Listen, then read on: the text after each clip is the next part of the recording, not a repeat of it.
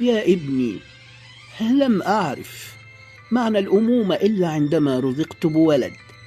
حينها عرفت أن كل ما أقدمه لأمي لا يساوي ليلة واحدة سهرت فيها من أجلي. يا ولدي، أحبك حبا لا يوصف، وقلبي راضي عنك دائما وأبدا بإذن الله.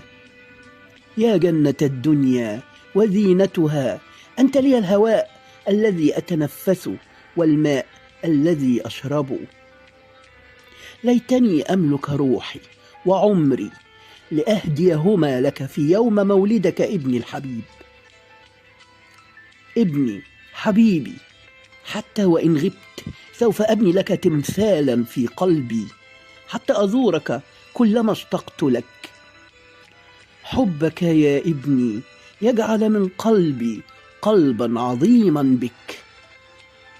ابني المحبوب، اعتني بنفسك من فضلك، وأتمنى أنك تحقق كل شيء ترغب به في الحياة.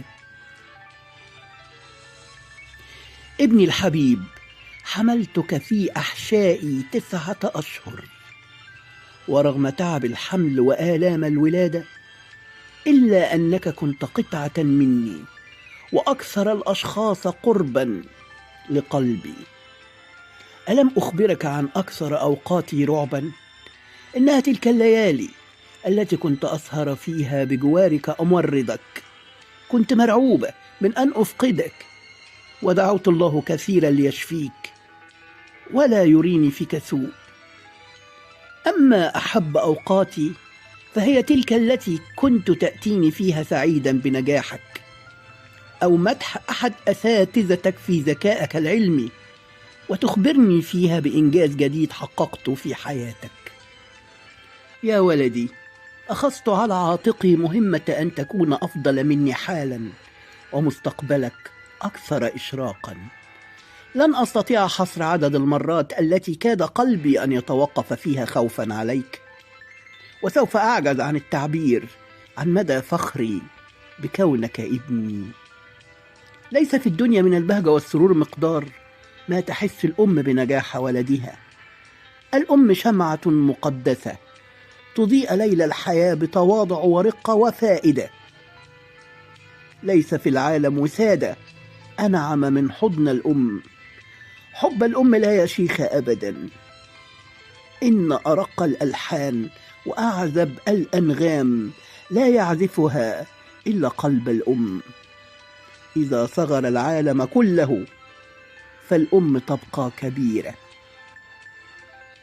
ابني الحبيب، يعلم الله كم أحبك يا بني، وإن الله جل وعلا يحبك، فابشر وهو يريد لك كل الخير.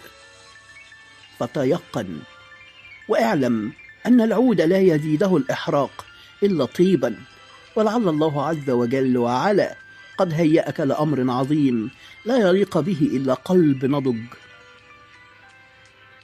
يا بني، هذه ضلوعي لحبك شاهدات، هذه نبضاتي لعطفك ناطقات. ابني، إن أنا عشت لن أنساك طول حياتي، فإن مت فلا تبخل سماؤك علي من أمطار الدعوات. صب على قبري بحارا من دعائك، فإن الدعاء من الولد الصالح يبقى أجره ينهمر إلى وديان قبري الجافة وصحراء لحدي القاحلة. مهجة روحي، اعلم أن طيفك لا يفارق خيالي حتى وأنت نائم، فأراك وكأن صورتك مطبوعة على حدقة عيني. حبيبي حبيبي، أنت ابني الغالي. لولا صفاء وجمال قلبك لما استشعرت الابتسامة، وأنا فخورة جدا بك، وأمامك بإذن المولى مستقبل مشرق. حبيبي يا ابني.